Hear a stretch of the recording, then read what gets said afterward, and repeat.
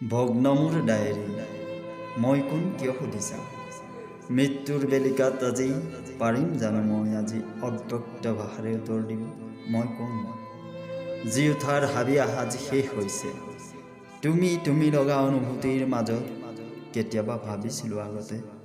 বহুত আশাৰে সজোৱা বুকুৰ ৰঙা ডায়েৰীখনৰ পাতবোৰ সদায় মৰমৰে ৰাখিম কিন্তু ধুমুহাই বাৰুকৈ ডায়েৰীখনৰ পেজবোৰ ঠান বান কৰি এৰি গ'ল পিছে ডায়েৰীখন জোৰা লগোৱা নহ'ল কাহিনী